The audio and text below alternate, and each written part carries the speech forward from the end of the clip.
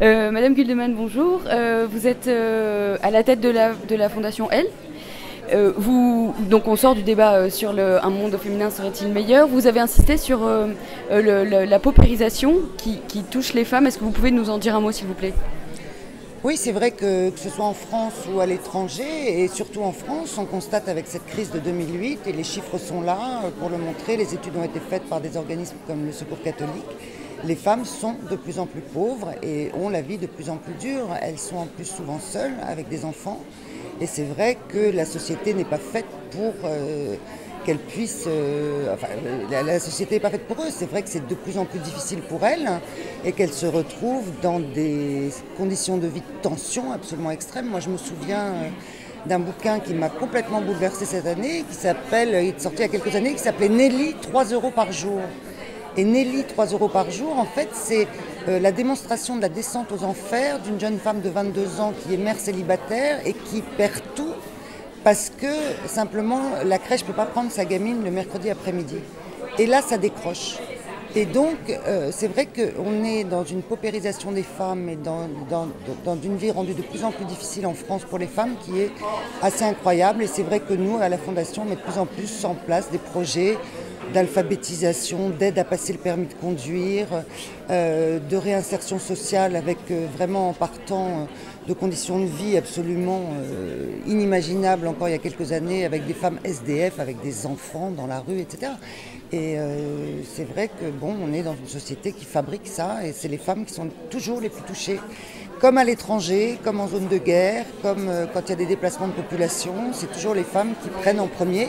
Et d'ailleurs, quand on parle dans l'humanitaire, on dit quelles sont les catégories de population les plus vulnérables, c'est les femmes.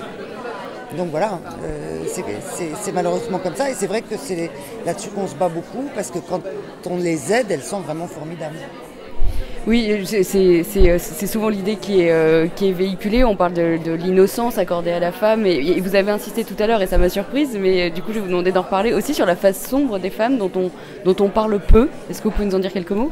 Oui, Najat Vallaud-Belkacem l'a très bien dit, les femmes sont des hommes comme les autres, donc elles ont une face sombre forcément, et c'est vrai que c'est politiquement incorrect d'en parler. Et c'est vrai que les femmes ne font pas la guerre parce qu'elles font des enfants. Mais c'est faux tout ça. Les femmes... là, je viens de finir le bouquin d'Annick Cogent qui s'appelle Les Proies, sur ce que faisait Kadhafi. Qui était à la tête de l'organisation de Kadhafi sur ces questions du viol et le fait d'enlever des femmes? C'était une femme. C'était pas un homme, c'était une femme. Donc tout ça, c'est vrai que c'est des choses qu'on n'aime pas forcément entendre.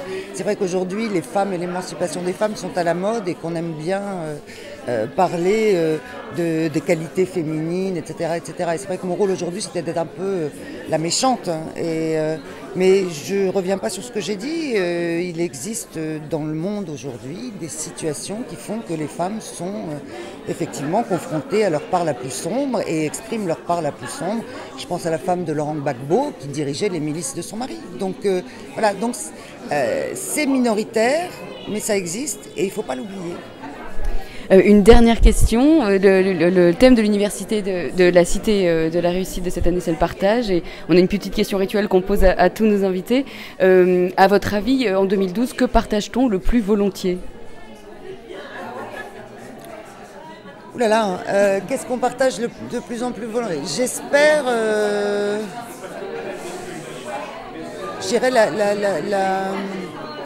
peut-être la volonté de vivre ensemble dans la difficulté, c'est-à-dire je pense qu'on n'a pas le choix.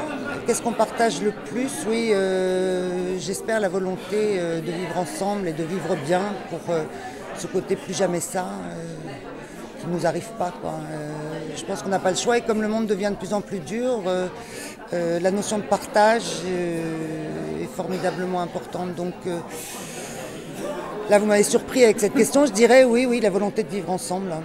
J'espère que c'est ça en tout cas. J'espère que c'est ça. Merci beaucoup. Je vous en prie.